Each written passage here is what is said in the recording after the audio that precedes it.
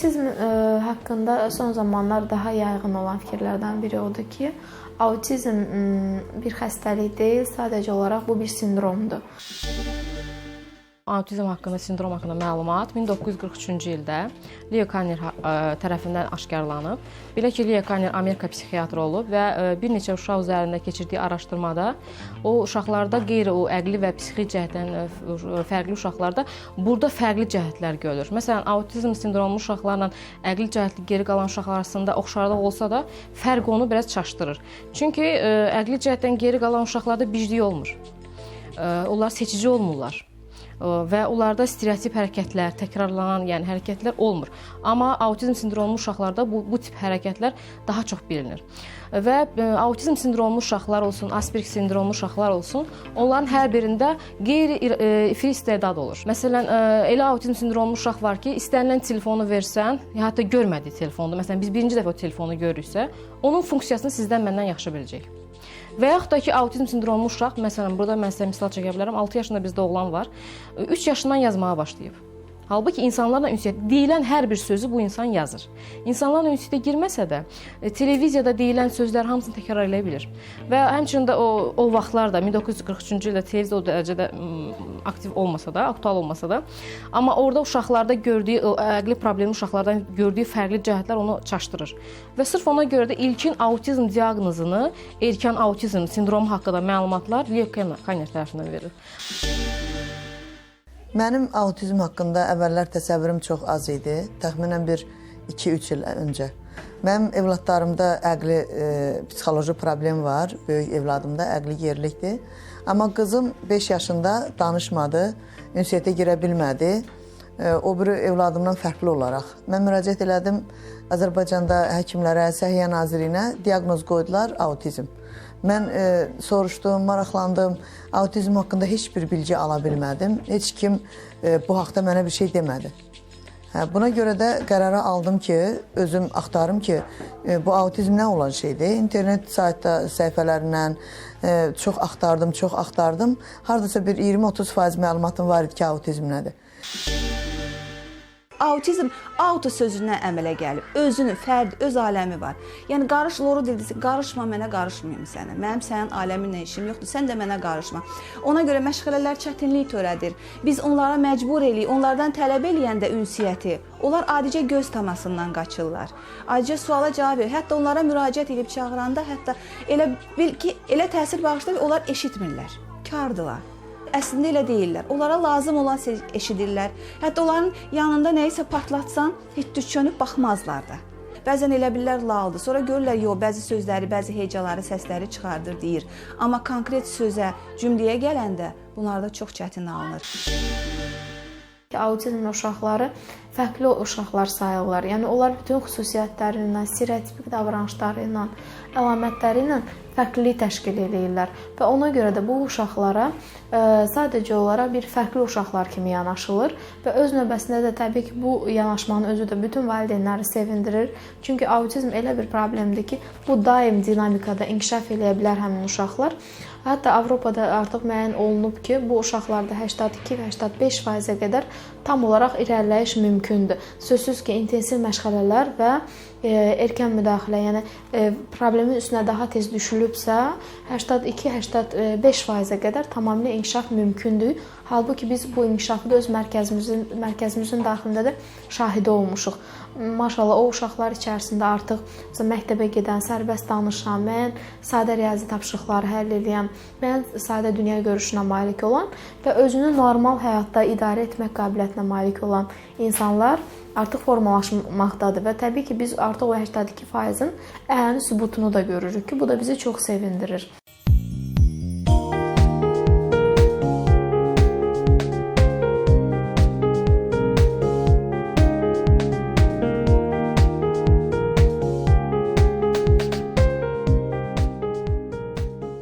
Mən tələb elədim Səhiyyə Nazirindən, Azərbaycanın Əmək Əhalinin Sosial Müdafiəsi Nazirindən, aidiyyatı təşkilatlardan, orqanlardan, Heydər Əliyev Fonduna müraciət elədim ki, Azərbaycanda yoxdursa, hansısa bir xarici ölkəyə gedim, orada aydınlaşdıraq görək, mənə məlum olsun ki, autizm nədir, nə cürlə bunun müalicəsi, profilaktikası var. Birinci getdim Moskvaya. Moskvada müayinə elədilər. Orada da yenə Azərbaycanda olduğu kimi autizm diaqnozu qoydular. Amma bir dənə fərqi odur ki, Azərbaycanda Kanner, autizmin Kanner sindromu demişdilər. Mənim də heç təsəvvürüm yox idi. Moskvada dedilər ki, bu diaqnoz səhv qoyulubdur. Ümumiyyətlə, indi hal-hazırda müasir dövrdə autizm iki hissəyə bölünür. Yüksək funksional autizm və autizm, əqli geriliklər. Həmçinin bir neçə növləri var. Məsələn, Asperger sindromudur, Rett sindromudur, atipik autizmdir. Bu sindromlar da var. Bu uşaqlar qrup məşğələlərində biz çalışırıq hal-hazırda işləyək onlarla. Ünsiyyət problemi olduğuna görə qrup məşğələlər onlarda çətin alınır. Bir-birinə ünsiyyət yoxdur. Çünki bu uşaqlar istədikləri vaxt istədikləri uşaqların oyunlarına tamaşa eləyə bilər. Hətta adama elə gələ bilər ki, onlar oynamaq istəyirlər. Yaxınlaşıb onların əlindən topu ala bilər, amma o topu özü üçün alır, oynamaq üçün almır. Gedir o topla özü sakitcə küncdə oynayır. Yenə də ünsiyyətdən qaçır. Və yaxud uşaqlar qaçır, uşaqların yanından qaça bilər, amma yenə də uşaqlar istiqamətini dəyişsə, o istiqamətini dəyişməyəcək. Sonra indi bunu özün qoy, görün, hara qoyacaqsan? Axtar gör, harada var? Bax, gör, harada var oraya? Afərin Sonaya, afərin. Əl çalaq Sonaya, Sonaya əl çalaq. Afərin, afərin, afərin. Aha. Sonra bunu hara taxacaqsan? Burada, afərin, bəs bunu. Afərin Sonaya, bəs bunu.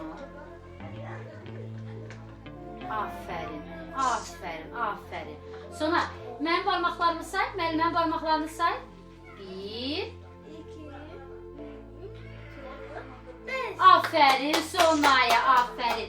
Sonra sənin neçə yaşın var? 8, afərin. Sənin adı nədir? Afərin Sonaya, Sonaya əl çalaq, Sonaya əl çalaq. Sonra şeirimizi deyək ya Mahmud Həsənə. Cücə.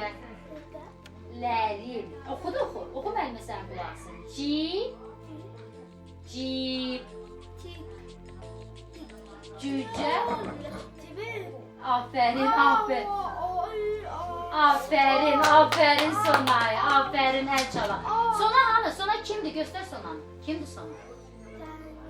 Sona kimdir? Nə deyirik? Afərin, afərin. Sonanın başı hanı qız? Sonanın başı hanı? Hanı Sonanın başı? Afərin. Bu nədir Sona? Yox. Baş. Baş. Afərin. Bu nədir? Baş. Afərin sənə. Autizm haqqında onu demək istəyərəm ki, son zamanlar çox yayğınlaşmaqdadır. Nəinki Azərbaycanda, eyni zamanda Avropada və bütün dünyada çox yayğınlaşır. Səbəbləri isə müxtəlifdir. Təbii ki, vaxtıda informasiya yəqin ki, verilibdir. Mən nəyə toxunmaq istəyərəm? Autizm spektr pozuntularına. Autizm spektr pozuntuları bütün mütəxəssislər, eyni zamanda valideynlər üçün də maraqlıdır. Ona görə ki, autizm və onun spektr pozuntuları, hansı ki, məsələn, bəzi uşaqlar var ki, onlarda məhz autizm spektr pozuntularıdır. Autizm spektr pozuntuları sözsüz ki, aşağıdakılardır. Atipik autizm biz buna deyirik. İkincisi isə Asperger sindromudur. Üçüncü Rett sindromu. Dördüncü uşaq dezinteqrativ pozuntusu və s. Mənə dedilər ki, autizmlə ümumiyyətlə ancaq dərmanlar yox, ancaq ixtisasçı defektoloq ən birinci. Defektoloq, logoped, psixoloq, əmək terapevti, başqa bax bu üzrə bu işlər getməlidir. Çox təəssüf ki, mən 5 il evladıma Azərbaycanda ancaq fenazepam, sakitləşdirici, nə bilim, cürbəcür beyin yatıran dərmanlar, amma Moskvada mənə dedilər ki, bunlar əks göstərişdir. Ancaq tez bunun bax bu profilaktikasından məşğul olmaq lazımdır, yəni bərpasından. Ümumiyyətlə autizm özü ümumi psixi sferanın pozuntusu deməkdir. Gəlin belə daşın, əqli cəhətdən geri qalan uşağa hansısa bir konfeti uzatsaq, sevdiyi konfetin kağızını, uzadaq kağızını, o əqli cəhətdən onun üçün fərqi olmayacaq, onu yeyəcək. Amma autizm sindromlu uşağa sevdiyi konfeti uzatsaq, kağızının içinə başqa konfet qoyaq. O onu açacaq və başlayacaq ki, o konfet o deyil. Onu bağlayıb qaytaracaq sizə. Yəni o ağlı cəhətdən geri qalan o istək var, onu yeyəcək, amma autizm sindromu yox. Ümumiyyətlə seçici olurlar. Hətta insanları belə seçirlər onlar ki, kiminlə ünsiyyətə girim, kiminlə yox. Autizm sindromlu uşaqlarda müalicə effekt verməyə bilər. Çünki onun müalicəsi yoxdur. Nevroloji müalicə bəzən yersiz olur. Əksinə onu ziyan eləyə bilər. Ona görə ancaq sakitləşdirici preparatlar həkimlərin, psixiatrların məsləhəti ilə, eləcə də məşğələlər aparmaq lazımdır bu uşaqlarla, xüsusilə də individual məşğələlər. Valideynlərə səslənib deyəcəm təbii ki, hər biriniz bu əlamətləri bilin və övladınızın üzərində özünüz tətbiq eləyin sadə bir şəkildə, hansı ki bütün dünyada bu tətbiq olunur. Müşahidə yolu ilə sadə bir deyək ki, əl çalmanı öyrədin bir neçə müddət və onu öyrənmə sürətinə baxın. Neçə dövrə öyrəndi, nə vaxt öyrəndi. Yəni biz bir şeyi hər zaman unuduruq ki, çox kiçikdir, öyrənəcək, zamanla düzələcək, alınacaq. Amma hər bir valideynin stolunun üstündə yaşa uyğun xüsusiyyətlər olmalıdır. Məsələn, yaş yarımında mənim övladım nəyi bilməlidir? Hansı kəlmələri bilə bilər, nələri eləyə bilər, nələri... Artıq o anda siz başa düşəcəksiniz ki, əslində sizin övladınız nəyi bacarmır. Bəlkə də sizin övladınızda heç autizm sindromu yoxdur, amma deyək ki, sadə ləngimə ola bilər. Yəni bunu yaş dövrü ilə müqayisə eləyin ki, zamanında istənilən problemə erkən müdaxilə eləyə biləsiniz.